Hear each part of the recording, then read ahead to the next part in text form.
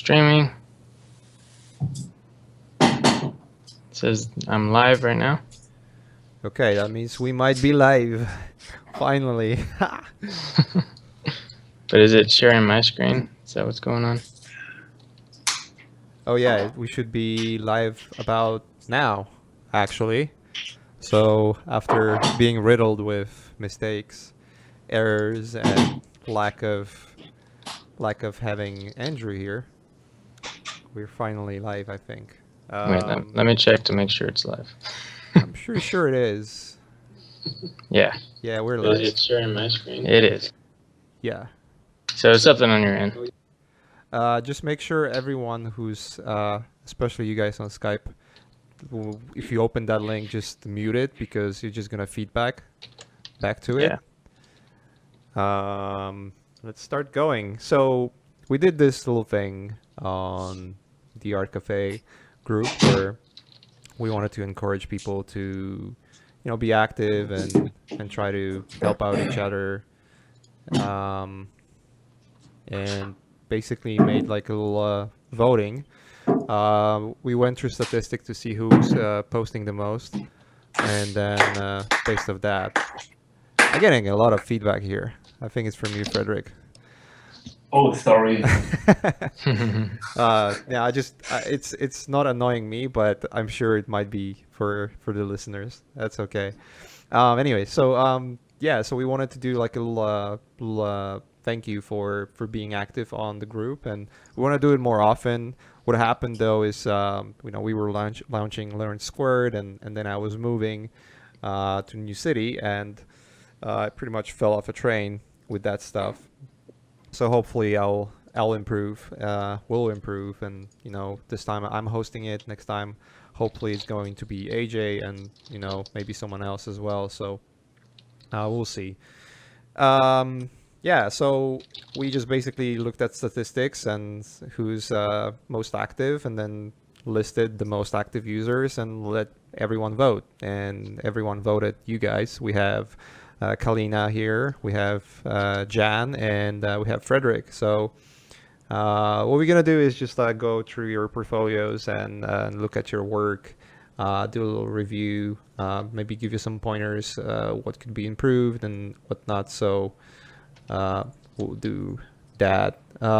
Frederick, I don't think I've gotten your file yet, or your files yet.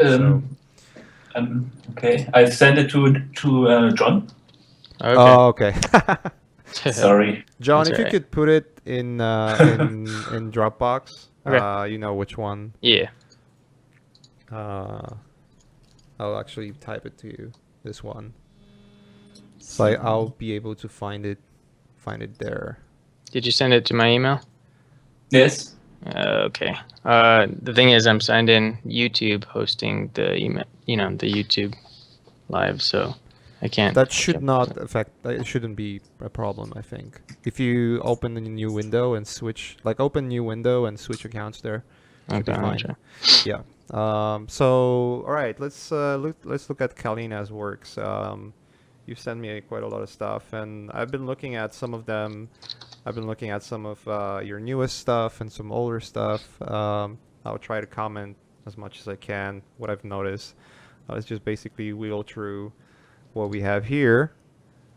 So I'm not gonna comment while I'm doing this. I'm just gonna look and then go back to each of them and perhaps tell you what to do. Because some of them are way stronger than the other ones, and I can definitely see Jama's influence over some of them, which is really good. Jama is fucking amazing. I love that guy. Cool. All right, let's go. And She said, "Yeah, thanks." And he said, "Yeah, it's a progression."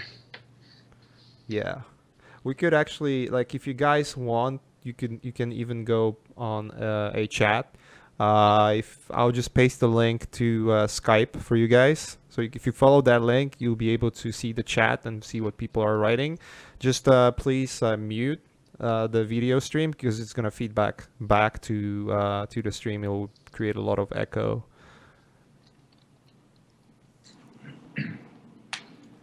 Okay, so I'll start with some of those, and I like this one. What's happening here? Maybe one thing that I would try to do is get some of those edges right here a little sharper, you know, just to maybe introduce like a different brush where you can make those edges a little sharper. I like the painterly strokes. It's like a style, reminds me actually of Jama's style. I would just like to have some of those edges to be a little bit sharper, just to kind of keep the shapes more readable, you know. It's fine if it's like here on the mountains, for instance, right? It's good. Like even here, it's okay, right? But maybe like this edge here could have like some flow where it's a little bit sharper, and you know. But that's like my personal sort of assessment to it. I generally like this sketch. It's a good use of values. I don't think I have any comments here apart from maybe the figure could be worked a little bit better, you know, like maybe in terms of proportions and whatnot, but that's just like being picky. Also, in storytelling, perhaps getting this, let's see, from storytelling point of view and composition, perhaps moving this composition a little bit to the side like this and stretching out the distance. So I'll just stretch this out a little bit.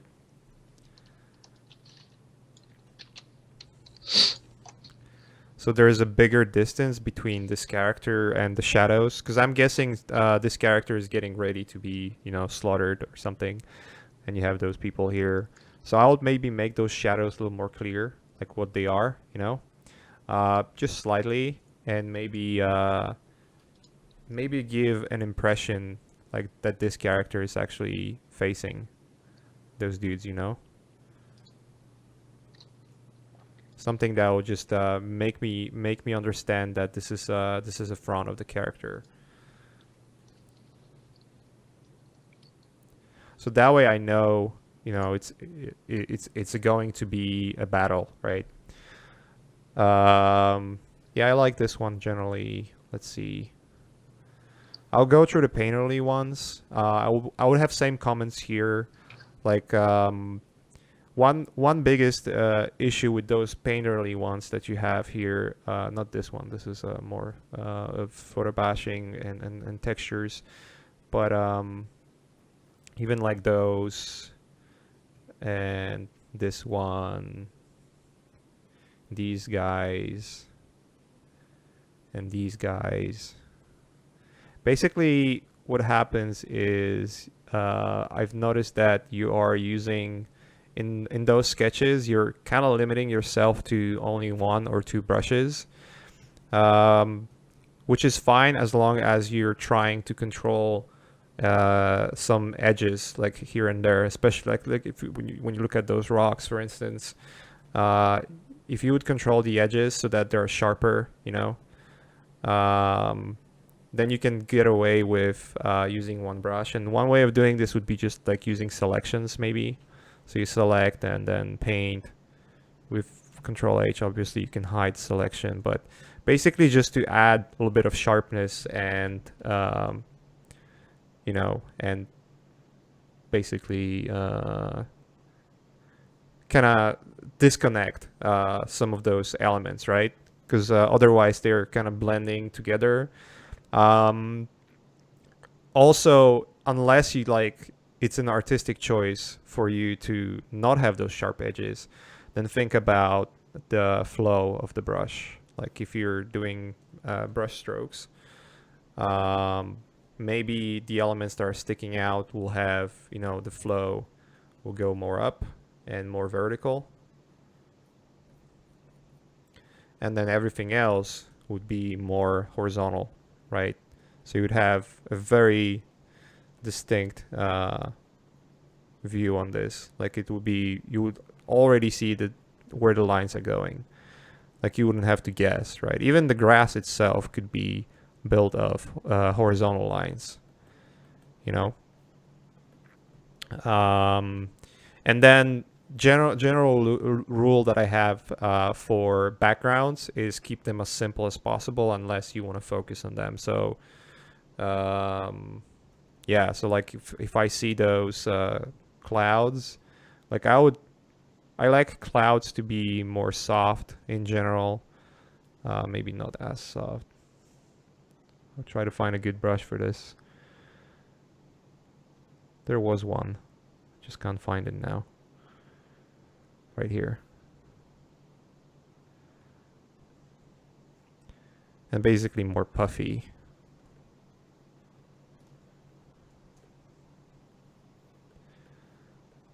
So that way it doesn't blend so well, or it's not trying to blend with the foreground.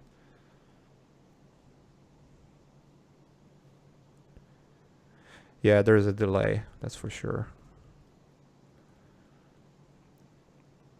But yeah, I'm just gonna like do quick overpaints. That's a dirty work, but you get what I'm trying to do here. Let's see. Let me minimize those files here so I have access. Oops, not channels, history.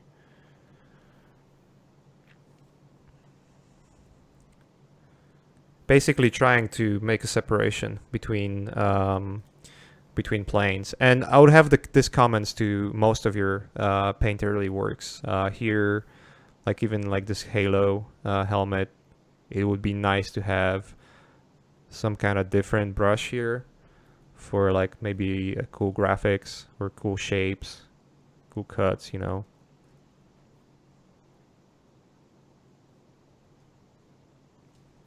So like just adding like little details like this will help you to get a better separation or a better understanding what you're looking at. Because one problem with like a brush work, when you do like a lot of custom brushes and stuff like that, what happens quite a lot is you start to miss what's going on. Like there's a little disconnect, and you get to I'm doing too much. Yeah, I'm doing too much. I notice AJ does that all the time. Yeah. But but, basically, yeah, just trying to find those sharper edges, you know? really quick, McKay. Yeah, sure. There's a really long delay for YouTube in her, so she Right. can't really see. So I was thinking like maybe you could share your screen through Skype, which we're using. Sure. I'll do so. That way she could see in real time what's going on. She's looking at the YouTube, you know, and it's like, okay, Okay. there we go. Yeah, it might be better. Just basically finding those sharper edges and trying to paint them in. It will help to get the better understanding on, you know, what's going on, and also find, you know, different planes and different elements. They'll stick out a little more. They won't be blending so much, and you won't have to spend time to think about what I'm looking at. Sometimes it just takes time to decipher some of those sketches. Like, what am I exactly looking at? Like this one, for instance, right? Like I have to think about what's going on here. I can understand what's going on here because everything is very painterly, right? But the edges and the character are very sharp. So you can see, okay, this is a character. So that will be my comments for the painterly ones. When it comes to the photo bashing, I'll just close the painterly pictures for now. This is a very Jama-esque as well. Cool though.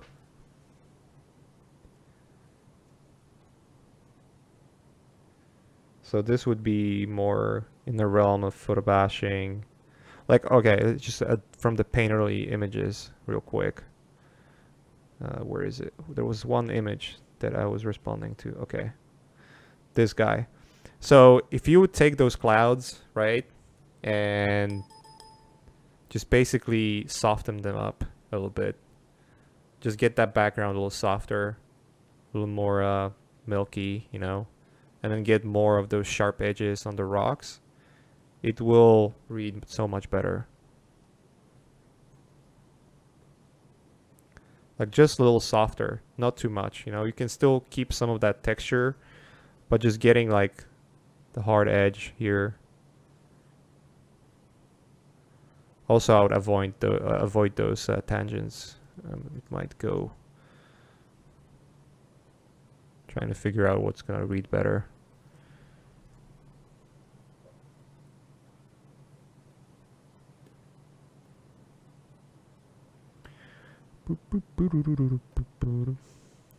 Let's see.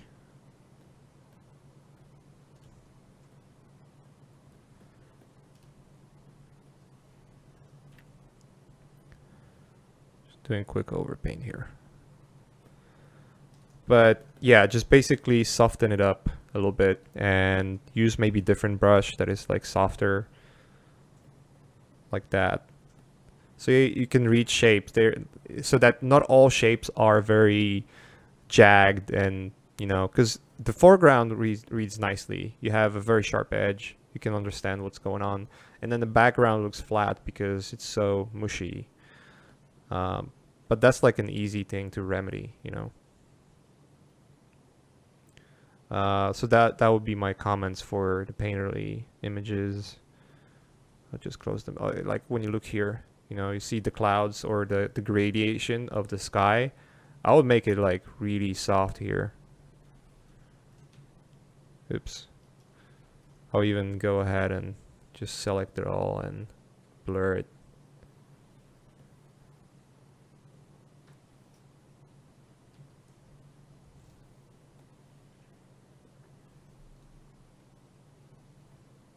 You know, just something like that. And then you can add like little paint strokes to suggest the clouds and stuff like that. So it's more graphical that way. And then most of the detail are kept in the foreground. Okay, let's see what we have else. What else we have here? I'll have some comments on 3D stuff at the very end. Just need to cycle through. All right, so from photo bashing perspective, I like this one because of the composition. When I use crop, I can see you're using rule of thirds, which is great. You know, the points of interest are on those lines. Maybe proportions of textures could be better. This bottom is really distracting because of the proportions of textures. Like it seems that those textures are way too big. Likewise, this stuff here. I know this is a part of you know, either a helicopter or an airplane, and because I already understand the scale, I would imagine this being like maybe this big, actually, you know. So you have to watch out for scale and think about like how you scale the textures compared to each other, and also think about a perspective a little more. I know there's when I'm looking at this ground here, this walkway, there's a lot of lines, and I guess, you know, some of them could be intentional, but if you would make this a little more in perspective, especially like here, this part here is stretching out of perspective a little bit too much. So basically, you know, just kind of follow the perspective lines, and you could draw them, or I think you could use perspective tool here in Photoshop. Let's see. I've never used it actually. Vanishing point.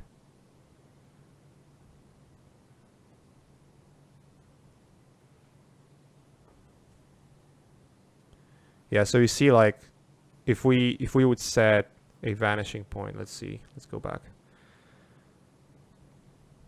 Not liquefy. What am I doing? So I would imagine that the horizon would be somewhere here. So when you look at the vanishing point, this blue line would tell you where those yellow and blue lines should go, right? So this here kind of follows it, not perfectly, but kind of does, but it falls apart from here and on to this side. So think about perspective when you do those, and also the chromatic aberration. I would avoid it. Generally, it's a gimmick that's been used a lot, and it's only useful in very minor amounts of images. It kind of feels like it's making it to look like a photography, because of the lenses. Lenses are never pure, or shitty lenses are never pure, and it makes the image to have a chromatic aberration, which is something that photographers hate. They actually want to get rid of it, whereas concept artists love. So I specifically, I was using it myself as well, so guilty as charged, but I pretty much stopped or minimized it to only areas that make sense. Let's see, let's close this.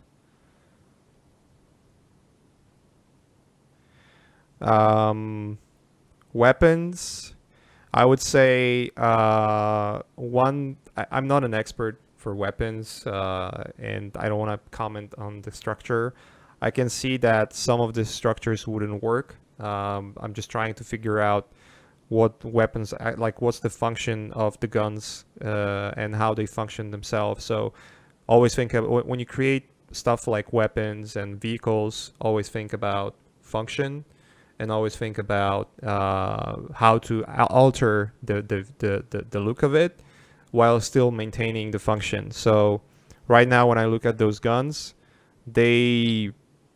some of the shapes that you're using, especially in that one, like those lines here,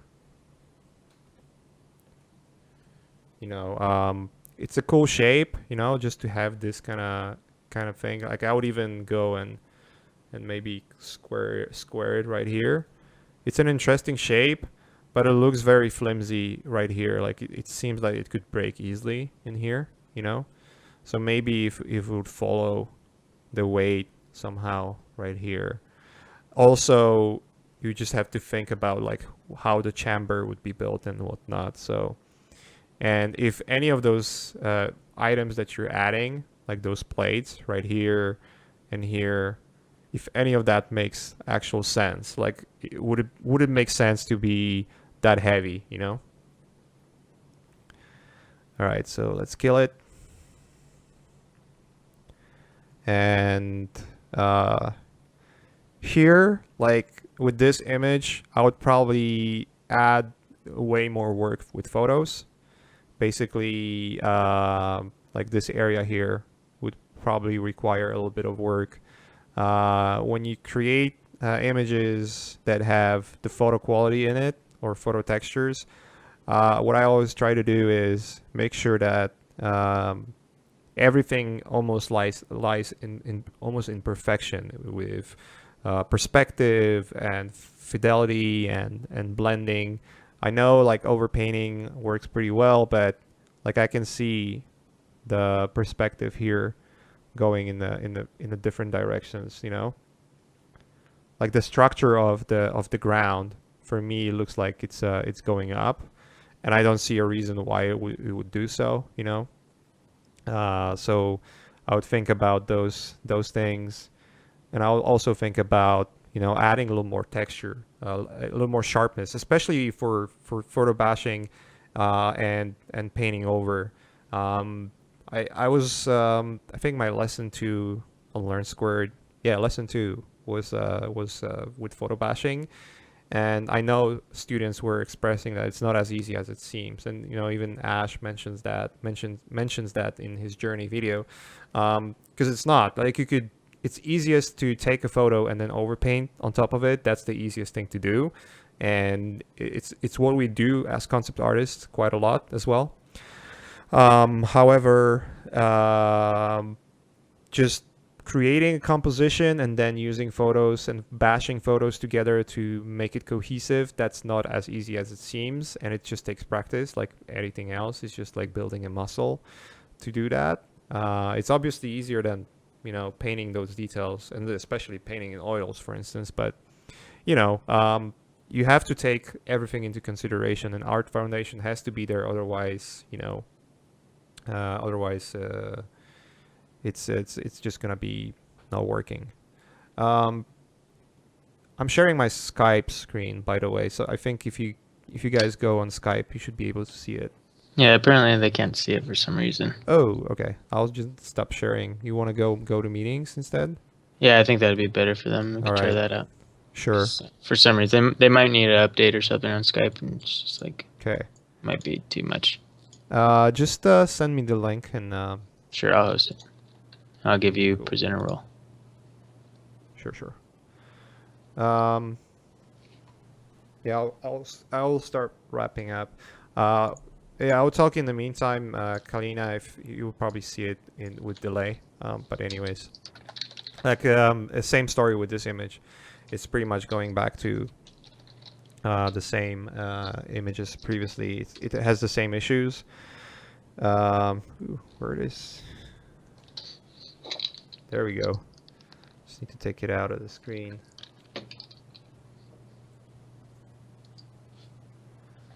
Let's go and okay, I'm here.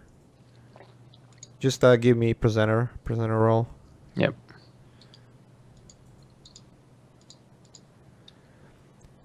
And yeah, so John is helping me out today, and John is learning how to do the art cafe. Yeah, I am. I suck at I suck Yeah, at no it worries, right now. no worries, dude. I was like, all right. I haven't been trained for it, but I'll get into it now, so we could just host it every time. All right, there we go. You guys should be able to see it now. Hopefully.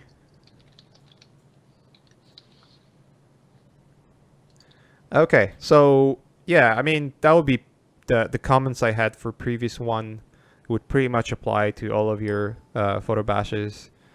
There are some cool ideas, like there's some interesting ideas here.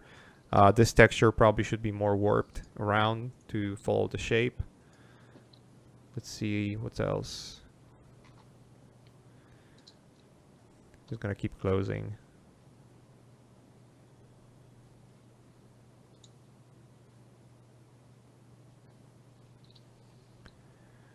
All right, and finally, I'll jump on to. I'll close some of them. Just maybe keep that one open as an example.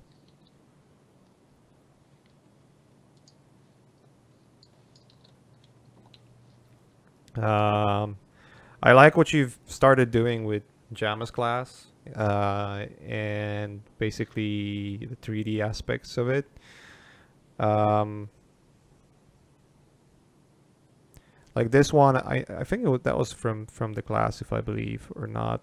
It might have been, but it's probably a little bit too overpainted for me to decipher whether it was some 3D elements. It seems to me like they were, but let me quickly close. There's so many images open.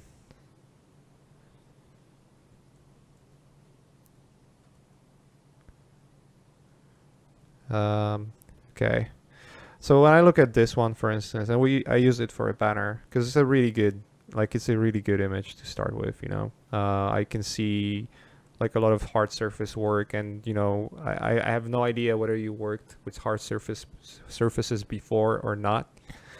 However, you know, if you're just starting, and I'm guessing you are, this is a really good start. So. Just keep going. Just keep doing what you're doing. Maybe one thing that you would need to take care or look into is there's a lot of dirty texture, and I'm not sure whether those lines, black lines here, are coming from the texture or stencils. Just be aware where you place those. They shouldn't be so randomized. But yeah, that'll be my only comment for those images. Otherwise, it looks pretty cool. And design wise, it's not looking bad either. Like I can see some cool elements, and maybe it could have a little bit of areas where it's not that much going on. Maybe like when you look at this angle, for instance, maybe just some part, maybe this part could be a little cleaner, or actually this kind of works, but maybe like some cleanliness in here, you know, like just larger chunks that there's not much going on would help. She said more areas of rest then. Yeah, pretty much. Yeah. Kind of balancing. I think AJ had some good rules about like how you balance, rest areas versus areas of high detail, right?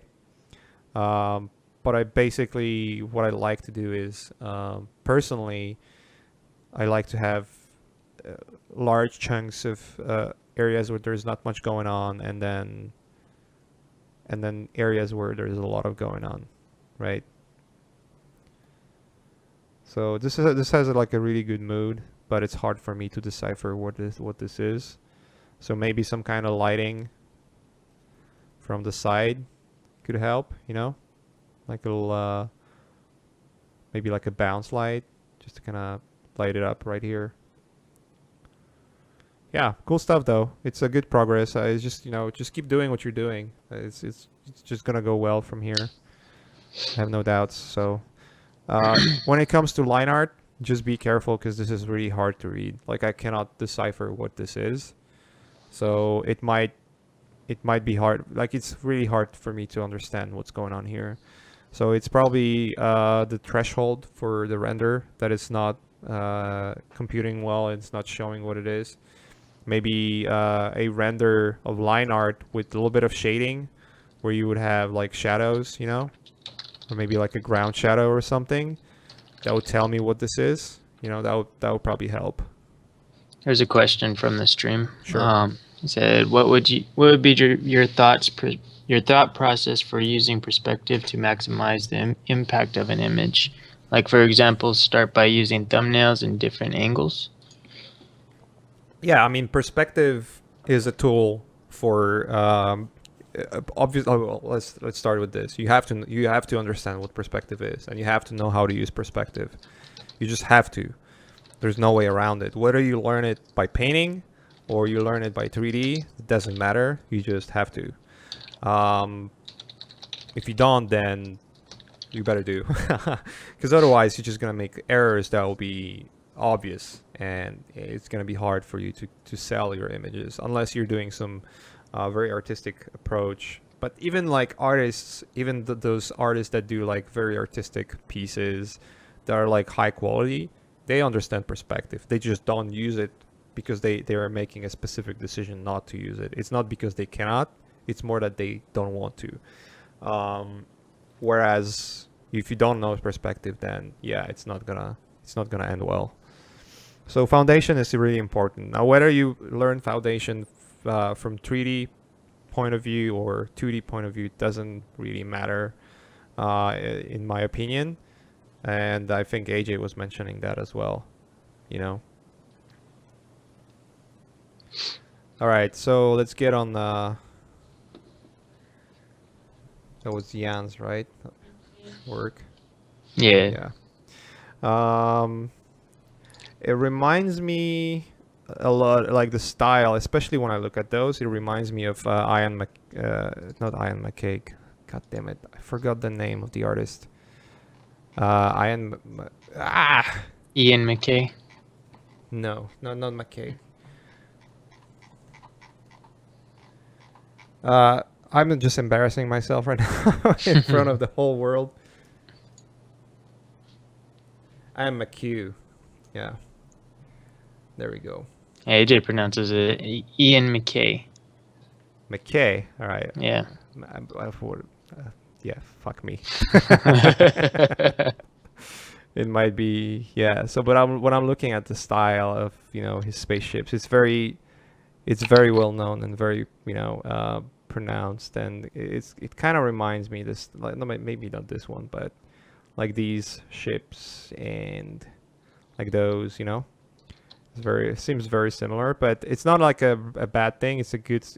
Those are good sketches, by the way. Like I'm not bashing your work at all. It's just like I'm trying to point out. It reminds me, especially when I look at those. You know, even though this is a different painting style, it is a similar or design sense. You know, and I can see it throughout most of those, which is, you know, every single one of us has a period where we do something that is very similar to others' work, whether we do it because we want to do it or we do it because we are just being inspired, and you know, we don't even think about that, right?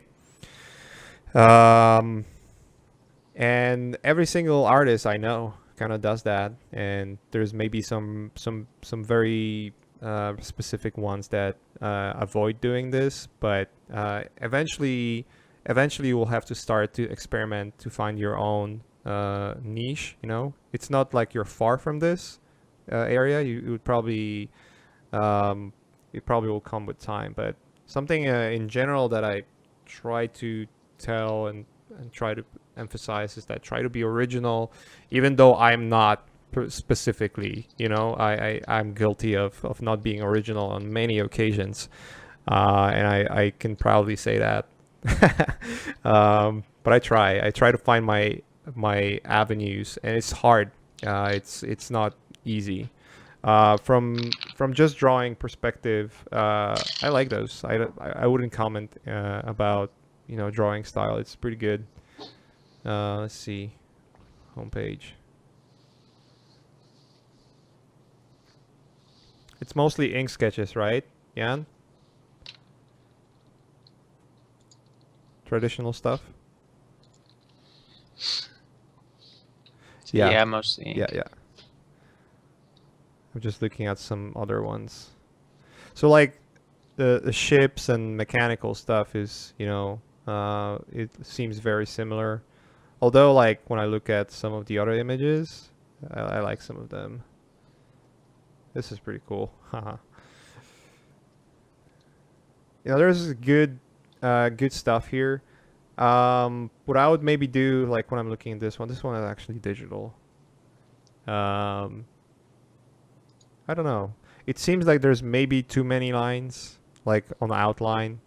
You know, like it's just like you're trying to chisel the, you know, those lines, like little shorter lines. Maybe like if you had one, even if you decide to make it irregular, but make it continuous, maybe that could work.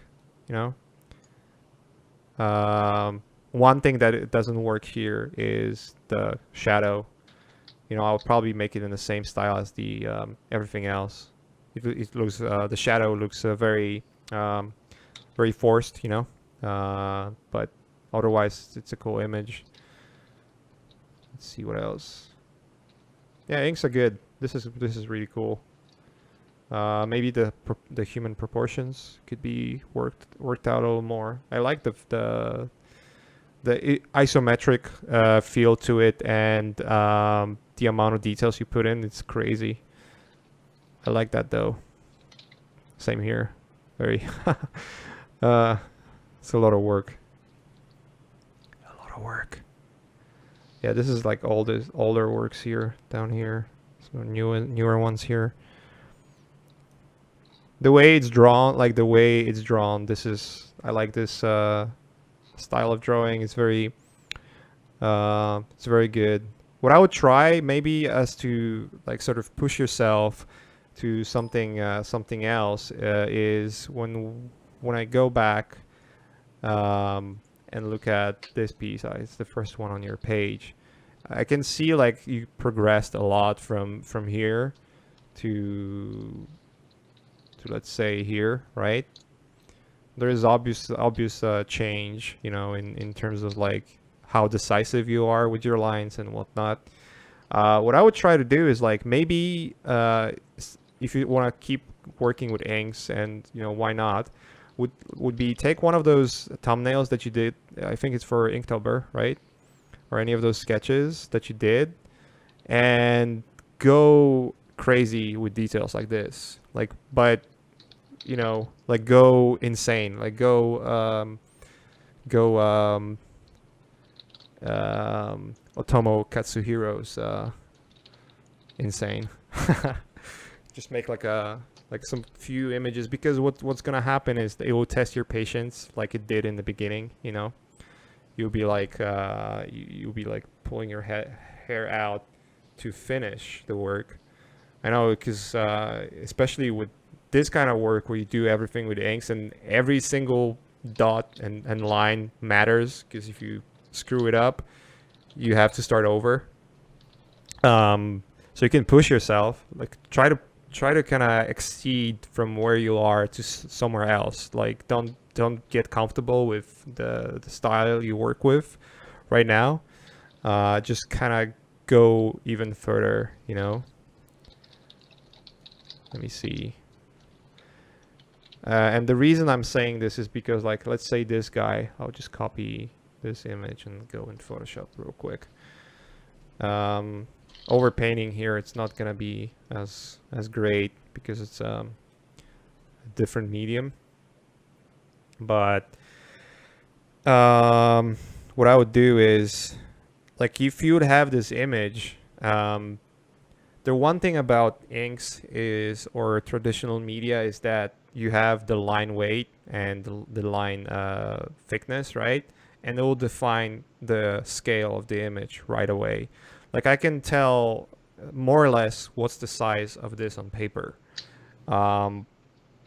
Whereas if you would start, like, if you would have line like this, like very thin lines, all of a sudden, then I would start guessing, you either had like a very sharp,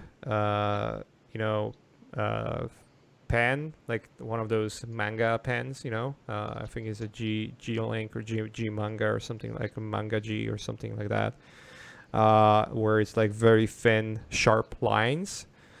Or it would mean that you have a larger scale. And what would make this image even more impressive is that if you would feel that the scale is much larger. So if the scale would be much larger, then you would add way more details, right?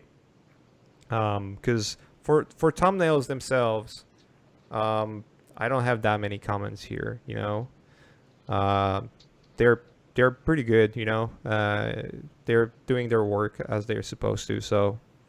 But when it comes to, like, maybe a little more details and stuff like that, it could be a little extra work. Another one that I feel like you could try to focus on is anatomy. I know you're trying to paint like cool characters that have some kind of style to them. However, I would try to paint or draw in anatomy first, and because once you understand anatomy really well, then stylizing characters will be much easier and way more thought through, instead of just hiding the fact that you might not be that great with anatomy by just painting something that you feel like works well, right? And lastly, like with this one, I know it's a sketch again, but thinking about lighting direction, there's like this one. There's something I like about it, but there's also something that I would want to improve. The way those lines are placed. It seems very, very rushed to me. Maybe if the lines were more carefully placed, it would make more sense to me. It's almost like reminding me, when I look at those, maybe not exactly the style, but let's see.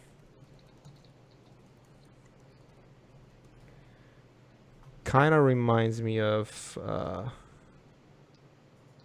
Ghost Shrimp.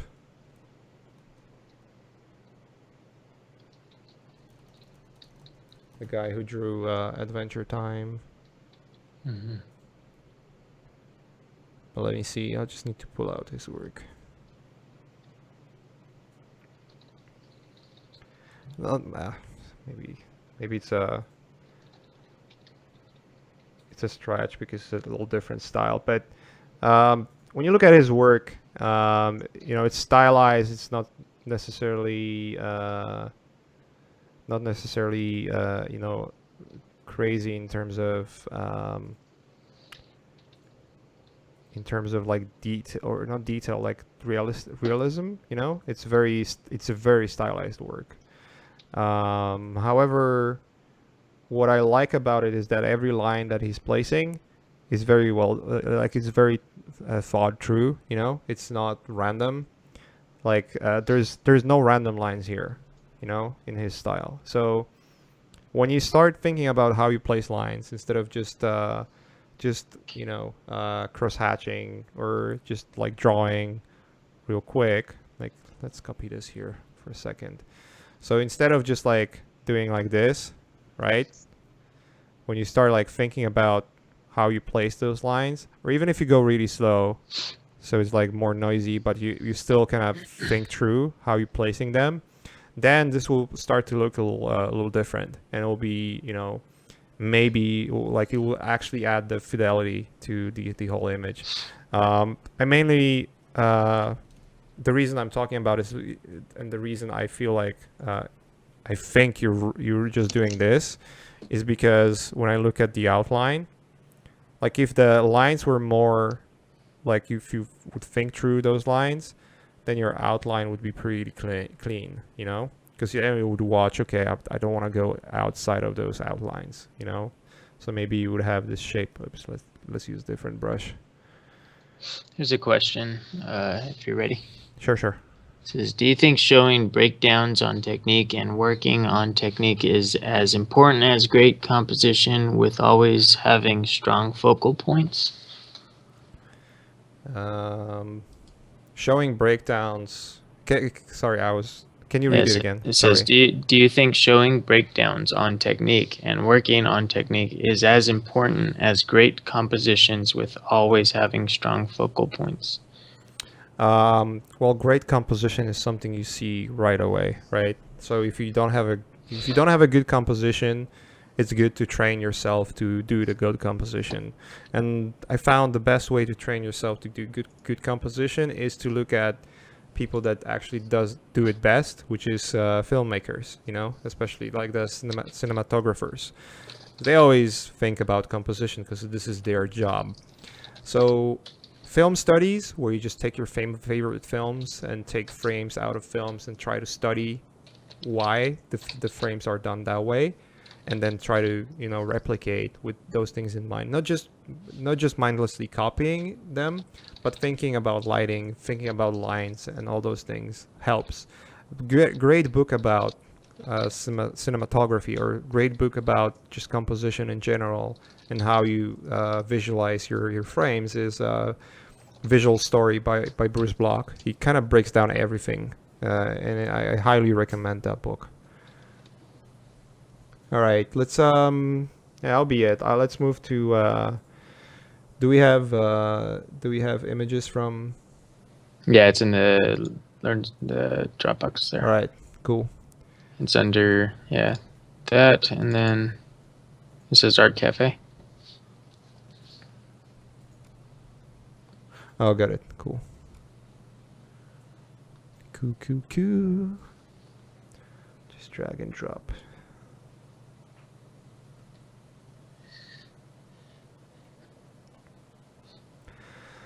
Dude, a lot of thumbnails. A lot. Cool. Let me kind of cycle through real quick. Get to understand what's going on.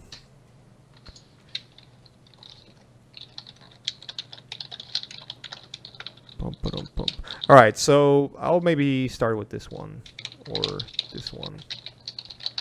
Maybe this, and what I'll do is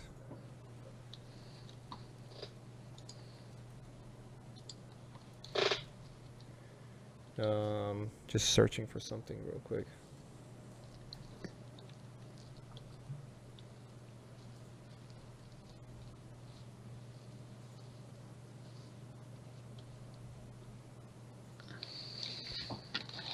Gonna be real quiet for a second, but I promise I'll start talking again very soon.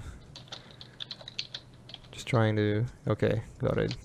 That's maybe not a best photo that I found, but when I paint landscapes, I like to look at photos because I cannot draw without references. There's no way. See, that would be probably better composition. This looks like it's a post-processed photo, basically. Let me close a few images that are very similar to each other.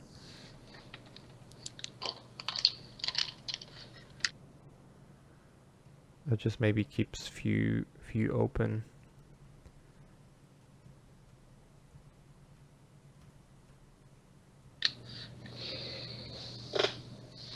He said, I started 2 years ago with sketching in Photoshop in my free time, but I only can make environments.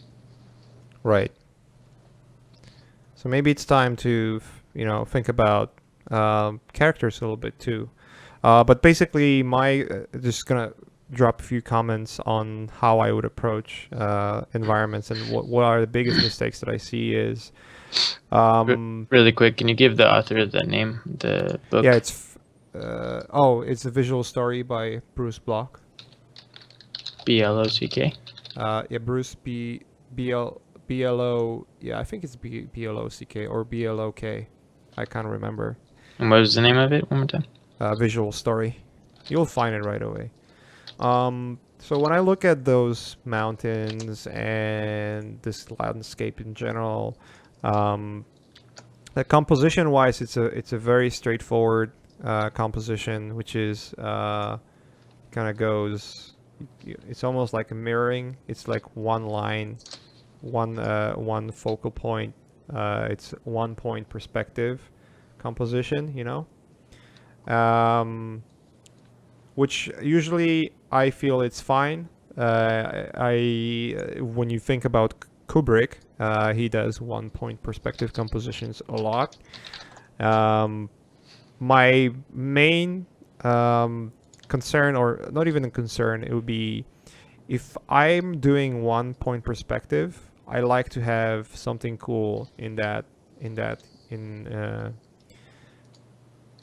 meeting point, right? Like if your point perspective is here and you want to do like a very simple symmetrical composition, I would try to paint something in the center that's appealing and something interesting, maybe like a monolith or something that is right here.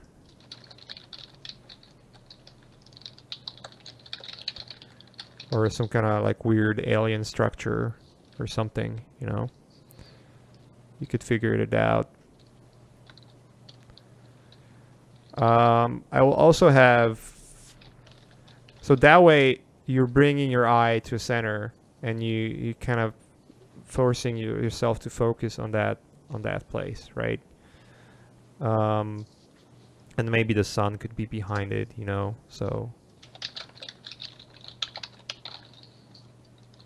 And then this would allow you, like, just kind of thinking of what this already allows you to do is like building interesting something more interesting than just mountains, because mountains are, it's actually pretty easy subject, because all you have to do really is follow this is a locked layer.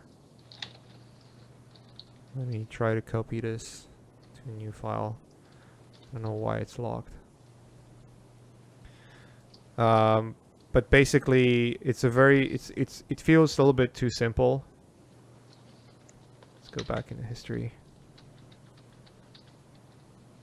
So instead of just painting mountains, always think about like what you could add possibly to make it even more interesting.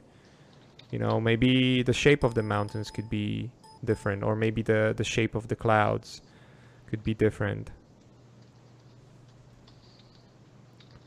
So if I just copy even just copy the color of this here, or even if I go here and copy this whole thing, fuck it, just gonna be an asshole and do that.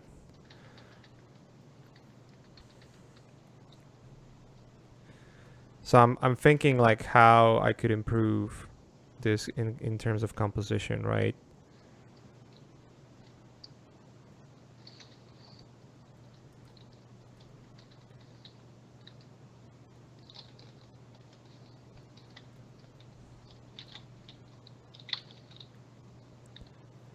So maybe like you would have some kind of cloud layers that are going up here, and only this part of the sky is clean. And then you're breaking shapes that way and creating a little more interesting look to it, you know? So it's not just like empty sky and mountains.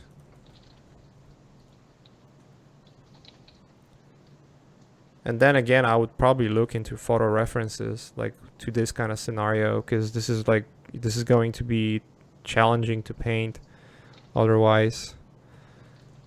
I would assume you would have some of these colors here.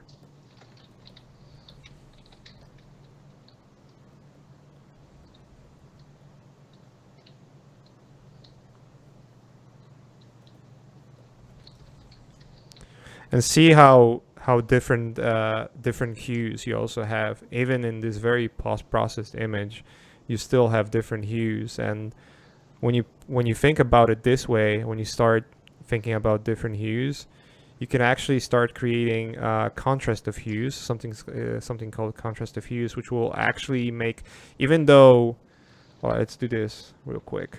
Hue saturation, desaturate. You see it's blending very well.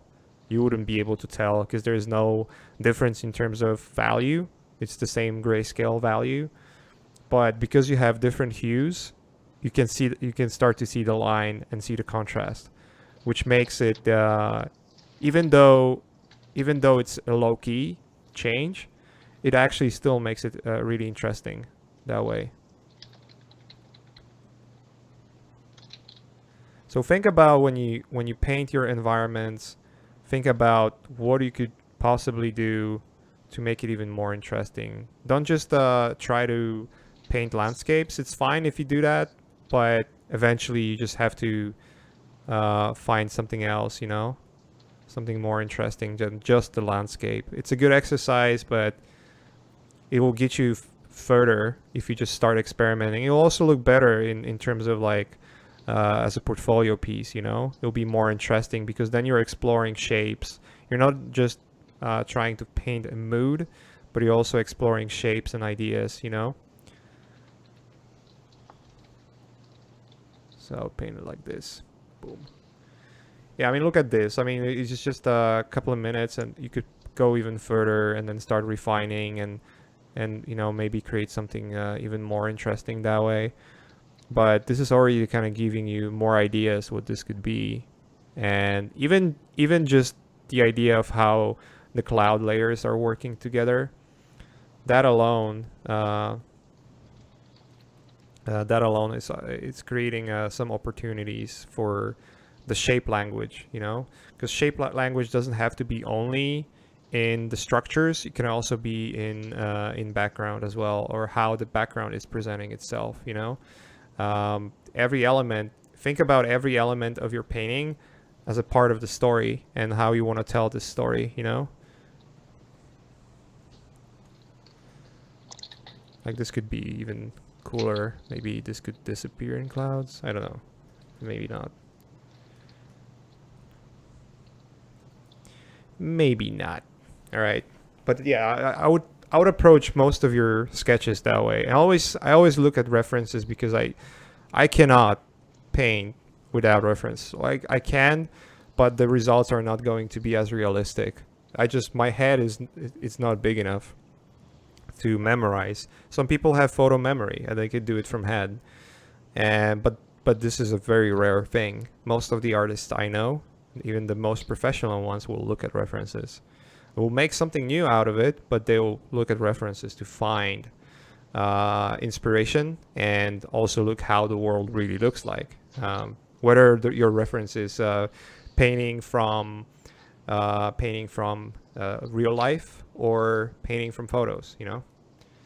This is like way too simple. For instance, this image. So I would probably want to rework that because it doesn't tell me anything. I cannot understand what's going on here. And my general thought about your landscapes would be, when you're composition aside, always think about the lines. Like, your lines would be your edges. Whether the line comes from hue change like here, or value change like here.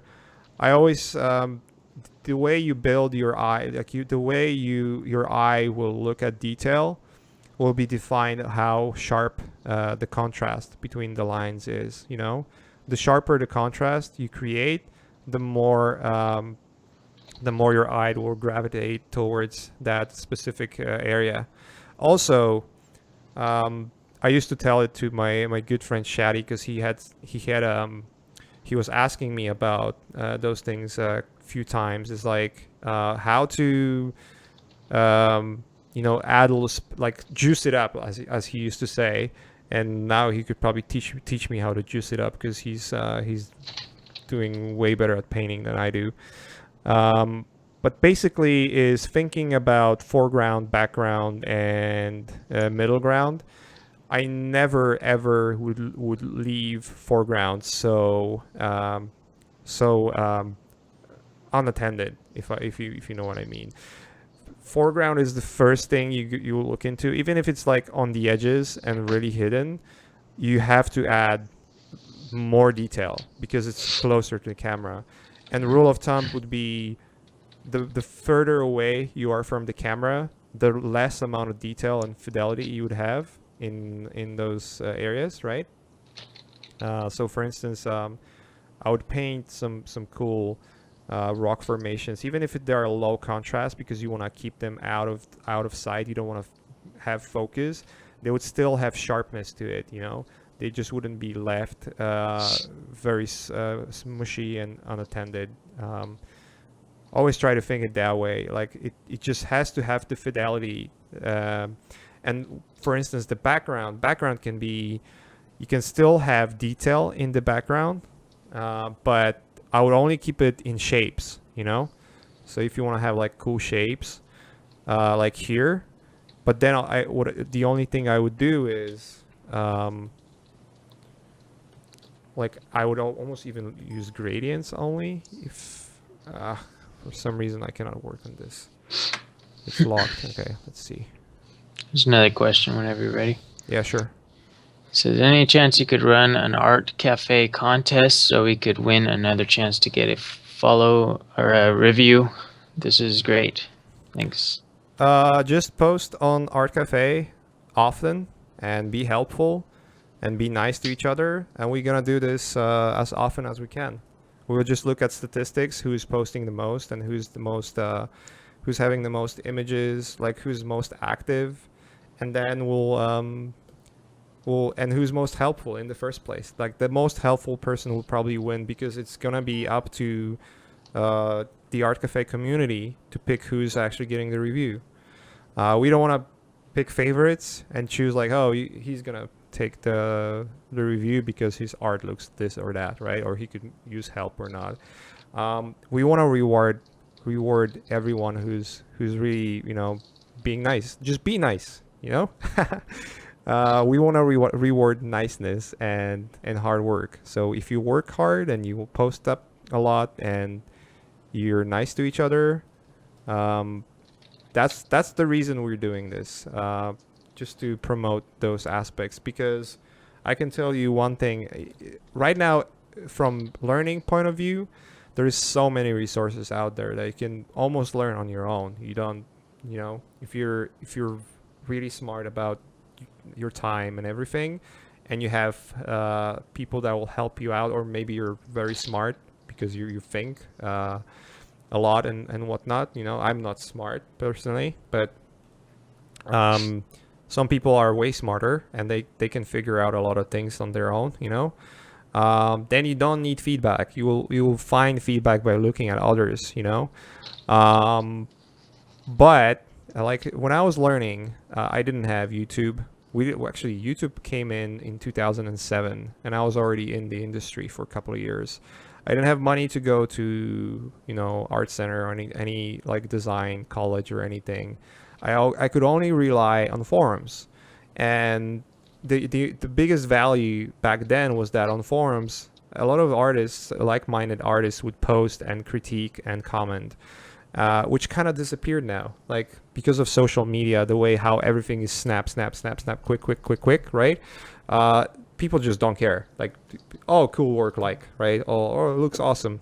It's most of the comments that you get these days, and we want to change that. Like, it would be nice to actually have like proper feedback again. And I know it takes time, and sometimes everyone has different lives, and everyone has different priorities, and maybe your priority is not to comment or help each other.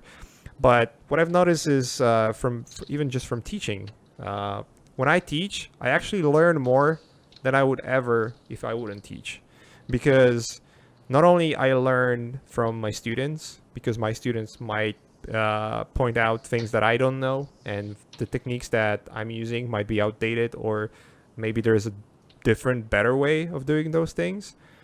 So I would learn that way, right? Or maybe just the fact that my student might not understand what I'm saying or struggle with some ideas. It helps to me as well, because then I have to think about what I'm teaching. I have to think about the technique. And when I'm thinking about the technique, I discover, okay, maybe this is a wrong approach. Maybe this could be done in a better way, more understandable. Or maybe there's a couple of steps that could be removed in order to create same results, right? So yeah, but anyways, we want to reward active people, and we will do it periodically. I would hope we could do it every month, but I don't want to promise anything, because I know our schedules here. I know my schedule. I know how much effort Learn Squared is right now taking up, and I just don't want to give empty promises. What I can promise is that we're gonna continue doing this, and we'll try to do our best to do it as often as possible. But going back to this painting, you see, like, I'm not really having a lot of brush strokes in the background. I'm just cleaning up and just adding shapes, and just that's the way I would approach painting in general. Think about foreground being, let's see, I'll copy and paste right here so you can see the differences. Just basically removing those soft edges which are everywhere, and you can do it by changing the brush you paint with. Generally, everything in the background should have less fidelity. You could still have a lot of details in the background, but it wouldn't come from detail like in those areas here, but rather from shapes and lines. Whereas you would want to keep a high fidelity in the front, in the foreground. And that'll be pretty much for most of your paintings. I'm just gonna look at those sketches in a moment.